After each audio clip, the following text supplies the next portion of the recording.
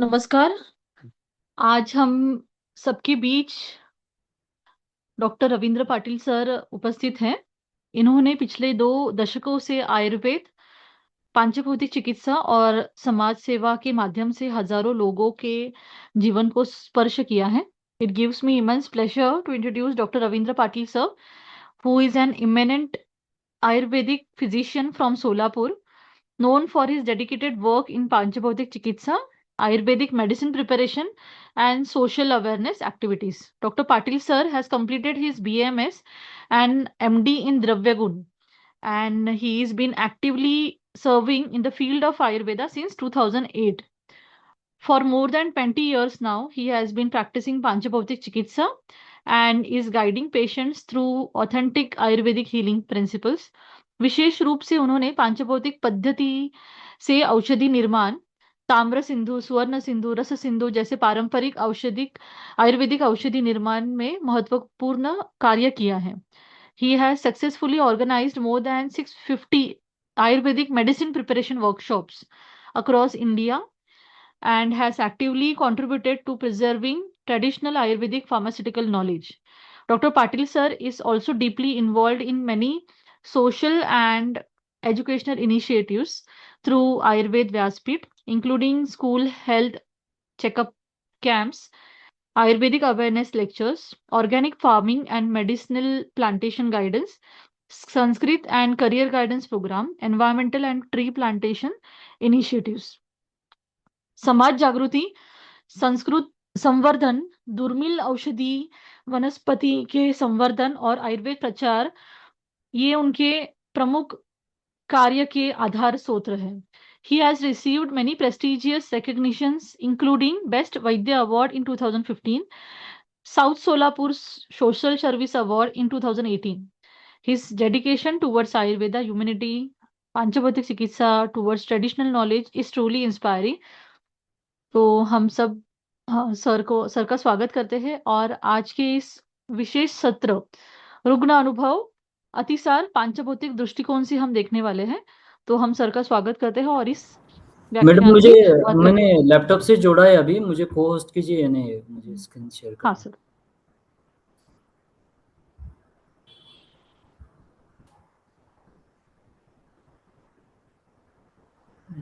Co-host के लिए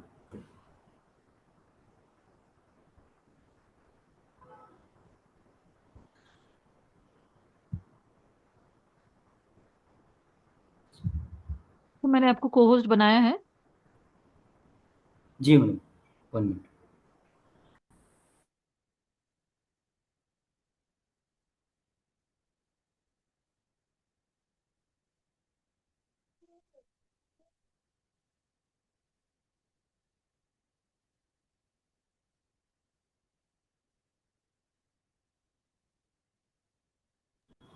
madam आप ही स्क्रीन शेयर करेंगे क्या इस टाइम? ये सर हाँ, आपने हाँ क्योंकि यहाँ नहीं हो रहा है. नहीं हो रहा आपसे. जी ओके सर, आप स्टार्ट कीजिए, मैं करती हूँ थोड़ी देर में. जी.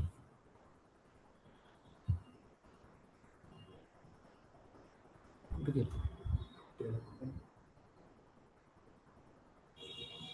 शेयर स्क्रीन ऑप्शन है.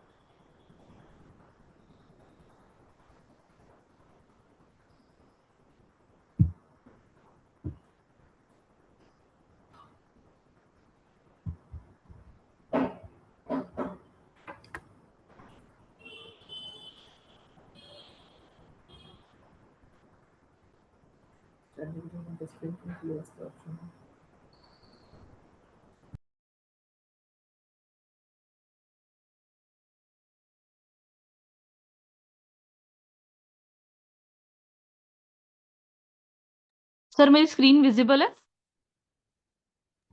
जी मैडम.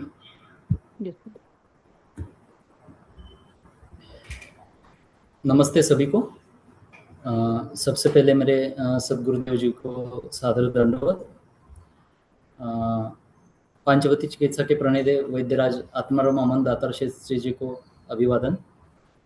आज हम पांचभौतिक चिकित्सा, सामान्य संप्राप्ति और उसका रुग्णानुभव देखेंगे. सबसे पहले जाएंगे। अतिसार का एक रुग्णानुभव में हम बाद में देंगे उसके। अभी अभी तो एक्शंस ऑफ महाभूतस, अभी पंच महाभूतों के कर्म क्या है अपने शरीर में। तम चेतनावस्थितम वायुर्विभजति तेजयनम पचति पृथिवीं सहन्ति आपः क्लेदयन्ति आकाशं विवर्धयति एवं विवर्धितः स भिरंगरूपेतः तदा शरीरम इति संज्ञा लभन्ते। ये चरक शारीर स्थान में से दिया हुआ सिद्धांत है। अब महाभूत के कर्म क्या है नेक्स्ट। वायु चेतना एवं गति प्रदान करता है। तेज अग्नि, नेक्स्ट वन, तेज अग्नि पाचन एवं परिवर्तन करता है, पाचन भी करता है परिवर्तन भी करता है। पृथ्वी शरीर को स्थिरता एवं संगठन देती है, जो मजबूती है वो पृथ्वी देती है। आप क्लेदन करती है, यानी मीडिया ही नहीं मिला तो सेल डिवाइड कैसे होंगे, इस तरीके से आप क्लेदन और स्निग्धता उत्पन्न करते हैं। आकाश शरीर में स्थान एवं विस्तार प्रदान करते हैं। तो इन पंच महाभूतों के समुच्चय से शरीर की रचना होती है। नेक्स्ट वन,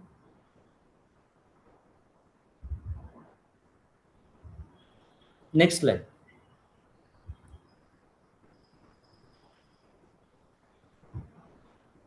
पंच महाभूतों के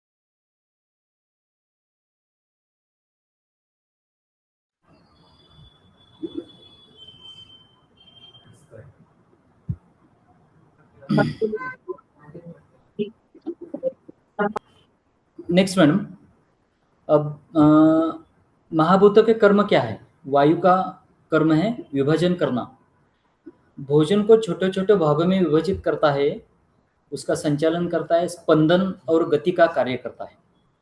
तेज महाभूत भोजन का पाचन करता है, रूपांतरण, ऊष्मा उत्पन्न करना और अग्नि का कार्य करता है।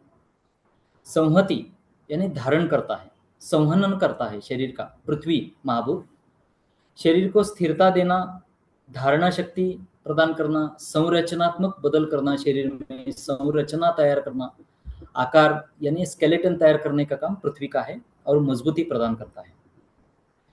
आप यानी जल महाभूत, जल महाभूत क्लेदयंती यानी क्लेदन, आर्द्रता प्रदान करता है।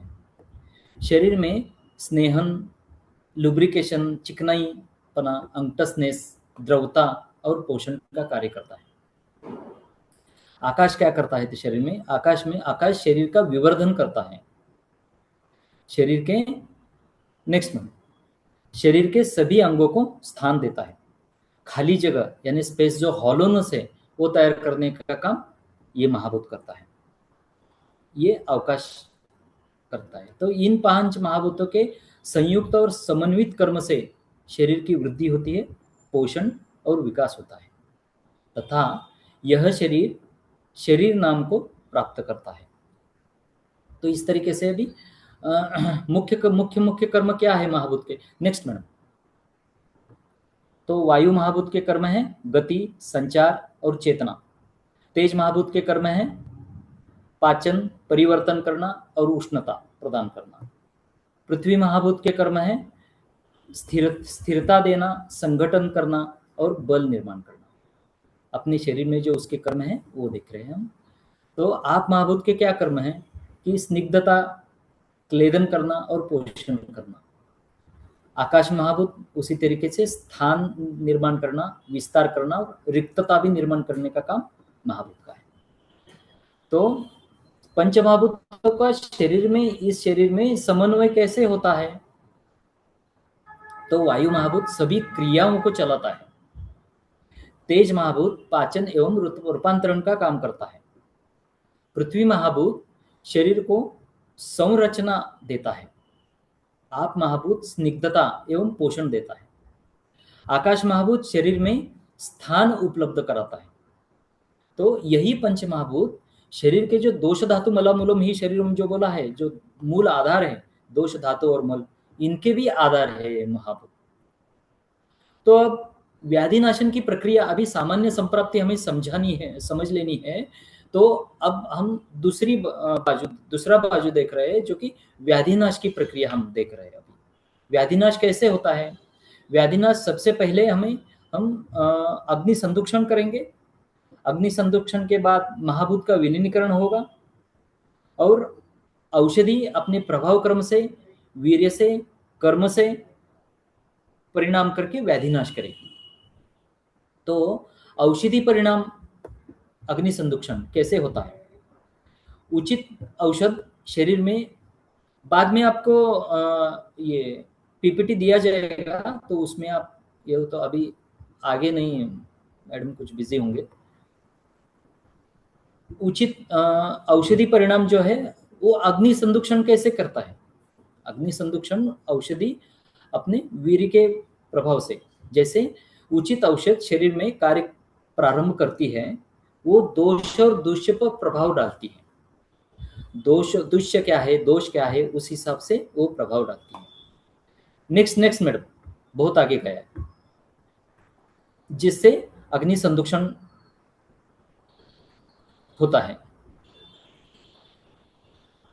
सर कौन सी 12th स्लाइड स्लाइड में चालू है, आप मुझे बताओगे? औषधि परिणाम अग्नि संदुक्षण का स्लाइड चालू है मैडम, सभी कर्म हो गए अभी।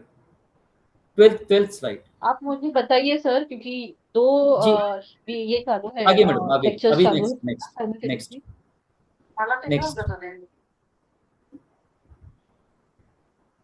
हाँ नेक्स्ट। हाँ हाँ, तो यस, ठीक है मैडम, यही रहने दीजिए। अब जो औषधि का परिणाम से अग्नि संदुक्षण होता है, तो ये महाभूत के विलीनीकरण का विलीनीकरण की तरफ से जाता है। जैसे कि पृथ्वी, आप, तेज, वायु और आकाश, जैसे कि सामता उत्पन्न हुआ है, उसको औषधि, पाचन औषधि दी है हमने, उसमें तेज वर्धन हो गया है। तेज वर्धन होने की वजह से पृथ्वी और आपके जो भाव है, वो पाचन होके आकाश और वायु में रूपांतरित हो गए।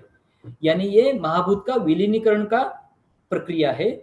महाभूतों में प्रलय की तरफ ये जा रहा है। प्रलय यानी भावों का विलीनीकरण हो गया, पृथ्वी आप में, आप तेज में, तेज वायु में, वायु आकाश में। इस तरीके से दूषित महाभूतों का विघटन एवं संतुलन पुनर्स्थापित होने होने लगता है ऐसे। नेक्स्ट, अग्नि संरक्षण, यानी ये क्या होगा?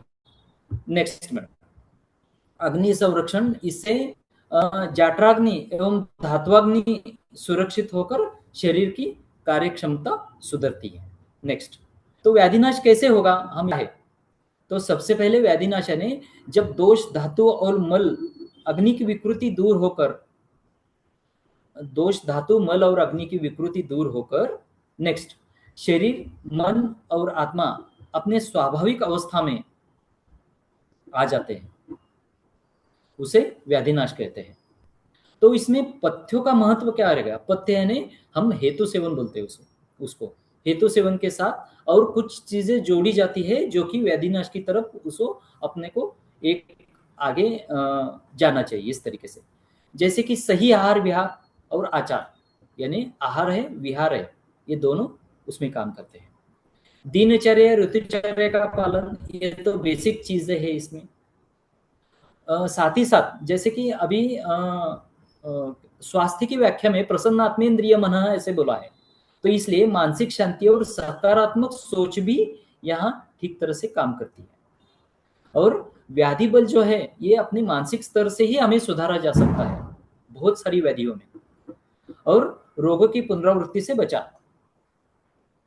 तो इस तरीके से व्याधिनाश की प्रक्रिया ऊपर की ओर से, जैसे कि अग्नि संदुक्षण, सबसे पहले अग्नि संदुक्षण करना है, अग्नि की रक्षा और संवर्धन, विकृत अग्नि को संतुलित करना जिससे दोषों का निर्माण ना हो, महाभूत विलीनीकरण, जैसे कि प्रलय की तरफ से महाभूत का विलीनीकरण कैसे है? पंच महाभूतों की सूक्ष्मता की ओर गमन उसका, स्थूल से सूक्ष्म की ओर, जैसे पृथ्वी से आकाश की ओर, और जिससे शरीर में संतुलन स्थापित होगा। यानी शरीर में आकाश गुण की उत्पत्ति हो गई तो शरीर निरोगी हुआ, ऐसे बोलते हैं। जैसे कि अभी त्रिविध कुक्षी अध्याय में बताया गया है कि एक भाग हम वायु के लिए रखते हैं। वो सिर्फ वायु नहीं है, वायु और आकाश के लिए रखते हैं। वायु और आकाश यानी मराठी में वहां चोंदणी बोलते हैं, उसमें जो अवरोध आ गया तो व्याधि की उत्पत्ति हो जाती है। जहां जहां हो गया उस तरीके से अलग अलग व्याधियों की उत्पत्ति वहां होती है। तो इसलिए शरीर में आकाश महाभूत का, वायु महाभूत का जो प्राकृत संतुलन है वो स्थापित हो जाता है अग्नि संदूषण की वजह से। और उसमें उसमें साथ में पीछे बताया गया जैसे औषधि का वीर्य, औषधि का प्रभाव और कर्म की वजह से, औषधि के गुण वीर्य और कर्म के प्रभाव से दोष धातु और मल अग्नि पर जो चढ़ा हुआ जो पृथ्वी आपका जो उपलेप है वो कम होके वो विकृति दूर कर देता है, जिससे व्याधि नाश होता है।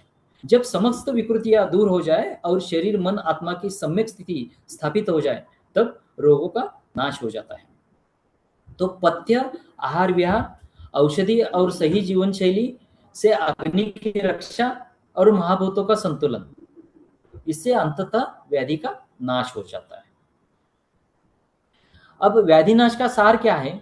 नेक्स्ट, तो उचित औषध एवं अग्नि संरक्षण द्वारा दोषों का शमन हो जाता है, महाभूत संतुलित होते हैं और अंततः रोग समाप्त हो जाता है। और इसमें और एक कहना है कि चिकित्सा गुरुवादी गुण से के हेल्प्स की वजह से जो चिकित्सा की जाती है, गुणों की चिकित्सा, डिसीज कोई भी हो, डिसीज कोई भी हो तो उसका उससे कुछ मतलब नहीं है अपना। तो गुरुवादी गुणों से, जैसे कि गुरु गुण बड़ा है तो उसको हम लघु करेंगे औषधि देकर। विपरीत गुरुर्मंद हिमस्निग्ध लक्षण सांद्र मृदु स्थिर गुण सूक्ष्म विशद विंशति सविपर्याय सगर, विंशति सविपर्याय, यानी उसके जो विरोधी गुण हैं उस हिसाब से हम दवाई दे देंगे तो अपने आप व्याधि मोक्ष उसमें हो जाएगा। तो हम बोल रहे हैं कि अतिसार और पांचभौतिक चिकित्सा की हम लास्ट में जो रुग्णानुभव लेंगे वो अतिसार का लिया है हमने। उसका पांचभौतिक चिकित्सा की पद्धति से विचार किस तरीके से करेंगे? तो सबसे पहले उपेक्षा एवं भेषजम। सबसे पहले जो अतिसार हो रहा है उसको पहले उपेक्षा करो। अयोग्य आहार विहार, वेग धारण एवं मानसिक कारण आदि से अग्नि मंद होता है और आम बनने लगता है। यानी रोग की उत्पत्ति की एक क्रमिक प्रक्रिया यहाँ दिया गया है। अत्यधिक आम और आप्यांश बढ़ने से आम बढ़कर यानी दुष्ट पृथ्वी और आपकी वृद्धि हुई है। पृथ्वी से ज्यादा हम बोलेंगे आप पे वृद्धि हुई है। उसके साथ में मल भी, स्थूल मल भी होता है उसके साथ में। तो आम बढ़कर आप अप्यांश में परिवर्तित होता है और शरीर में अधिकार रूप से फैल जाता है। तो अग्नि संदूषण अगला उसमें काम है, पाचन द्रव्य उसमें दिया जाता है। नेक्स्ट नेक्स्ट मैडम, अतिसार और पांचभौतिक विचार। हाँ बस, तो इसमें उपेक्षा एवं भेषजम हो गया और अत्यधिक आप्यांश जो एक्सेस आप्यांश था वो शरीर से बाहर जाने लगा है। तो यहाँ अग्नि संदूषण करने के लिए अग्नि और पाचन द्रव्य के योग से आम का संदरण होता है, तो जिससे दोषों का प्रकृति विकृत हो जाती है। तो यहाँ यहाँ प्राकृत पचन पर प्राकृत कैसे करेंगे हम? दोष दुष्ट आम का पाचन प्रक्रिया में प्रवेश होता है और शरीर में अंतर्गत स्थिति को प्रभावित करता है। ये कैसे होता है? देखिए, हम नॉर्मल चिकित्सा में क्या करेंगे कि हम अग्नि संदूषण करने वाली दवाइयाँ देंगे, लेकिन यहाँ पांचभौतिक चिकित्सा में ऐसे नहीं होता। जो स्थूल मल गुद भाग से जाना चाहिए वो द्रवमल जा रहा है वहां। तो यहाँ ऐसे अनुभव होता है ज्यादा से ज्यादा जो अतिसार होता है उन लोगों को मूत्र का वेग भी कम आता है। तो यहाँ क्या करेंगे हम? यहाँ मूत्रपिंड का वेग बढ़ाएंगे, यानी गोक्षरादि गुगुल यानी शोधवंशादि गुगुल, हरळी योग ऐसी दवाइयाँ देके इसी को हम पाचन समझते हैं। यानी हम मूत्रपिंड का काम बढ़ाएंगे तो हम मल में जो पानी जा रहा है पीछे वो आगे से मूत्र से जाने लगेगा और उससे अतिसार कम होगा। और साथ ही साथ में हमने क्या किया, उसका उसका जो अग्नि संदूषण भी किया दवाइयों से, अग्नि भी ठीक हो गया, जो आमजन्य लक्षण थे वो भी कम होने लगे। तो इससे ये पचन व्यापार जो है वो प्राकृत होने लगा। पचन व्यापार ये शब्द दातार शास्त्री जी का ही दिया हुआ है। तो इस तरीके से आमाशय में जो आमाशयगत अतिसार जो आम की वजह से उत्पन्न हुआ था वो कम हो जाता है। यानी अतिसार का जो प्रादुर्भाव हुआ है वो यहाँ कम हो गया।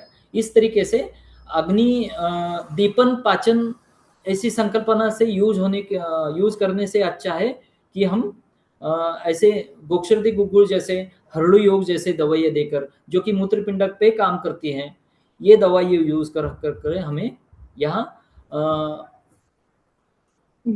अच्छे परिणाम और जल्दी, बहुत जल्दी परिणाम हम देख सकते हैं। ऐसे ही एक केस था 26-27 एज का कुछ फीमेल पेशेंट थी। तो उसको 7 दिन से ऐसे ही दस्त हो रहे थे, पानी ही जा रहा था और इतना उसको डिहाइड्रेशन के सिम्टम्स वगैरह मिलने लगे। तो मिलने लगा तो म्यूट करे जो बोल रहे तो लक्षण मिलने लगे। 26-27 एज की फीमेल थी। तो उसमें 7-8 दिन से कोई अलग अलग डॉक्टर के पास से एंटीबायोटिक वगैरह ये सब उन्होंने लेके आए। उनका कहना था, मैंने बोला वो हमारे हर कुछ हुआ तो आने वाले पेशेंट थे, बार बार आने वाले पेशेंट थे। तो उनको मैंने बोला कि आप पहले मेरे पास क्यों नहीं आए। तो वो बोले कि आपके पास थोड़ा लेट रिजल्ट आएगा, ऐसे लेगा। तो 8 दिन के बाद हुआ है। तो उनको मैंने दिया लघु सूच्यकर योग दोनों खाने के बाद, और उसके साथ में खाने से पहले उनको शोध औषधि गुगुड़ दिया, और 10 बजे और 2 बजे रसोन वटी दिया।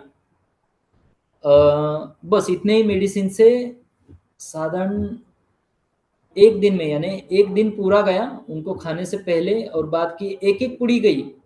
तो शाम को उनके फादर का फोन आया, बोलने लगे कि ये 8 दिन से मेरे लड़की ने कुछ खाया नहीं था ठीक तरह से, आज उसको बोली कि बहुत भूख लगी है मुझे, अभी खाना दे दो। और उसका मल भी ठीक हो, यानी सॉलिड मल होने लगा। और जो दस्त लग रहे थे उसको दिन में साधारण 5-6 दस्त तो हो रहे थे, तो वो भी कम हो गए। और आगे 7 दिन की दवाई देने के बाद वो उसका पूरा रिलीफ हो गया, बाद में 7 दिन में उपशय हो गया। इस तरीके से हम पांचभौतिक चिकित्सा में अलग अलग रुग्ण चिकित्सा अलग पद्धति से विचार करके सत्वर उसमें इफेक्ट देख सकते हैं। इस तरीके से जो अतिसार का जो रुग्ण था इसका हमने रुग्णानुभव देखा। अगले हफ्ते और एक रुग्णानुभव लेके हम आएंगे पांचभौतिक पद्धति से। Thank you. किसी को कुछ डाउट्स है तो आप पूछ सकते हो।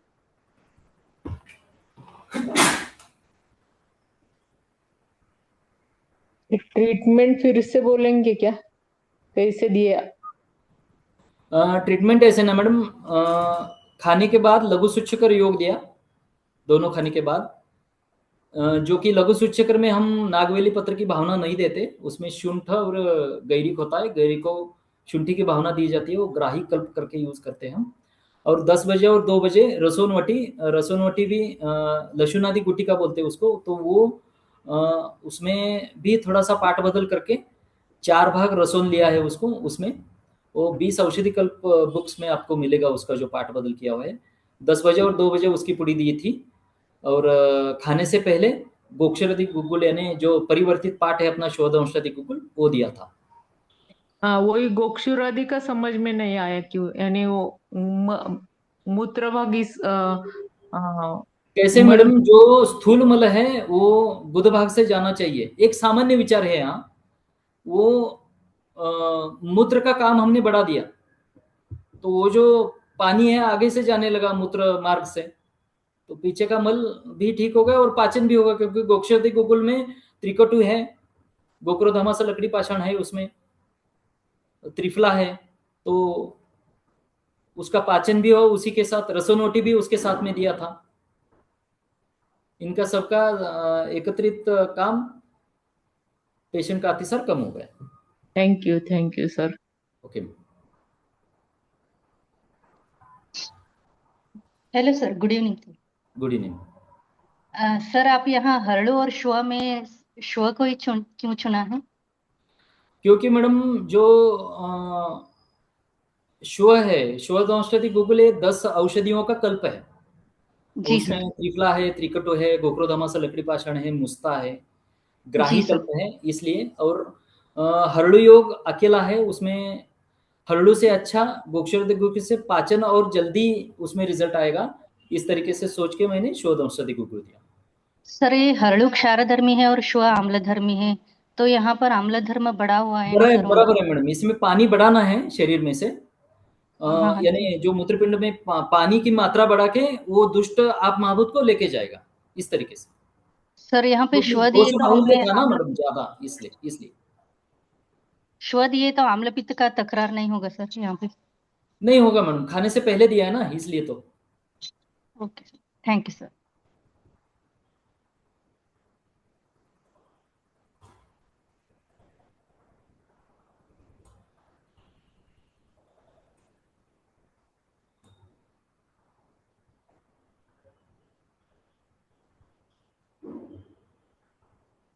किसी को और कुछ डाउट्स है?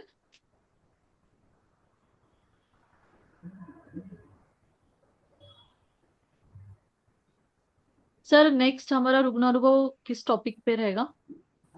नेक्स्ट अपना लोग बताऊंगा मैडम आपको। ठीक है। देखते हैं।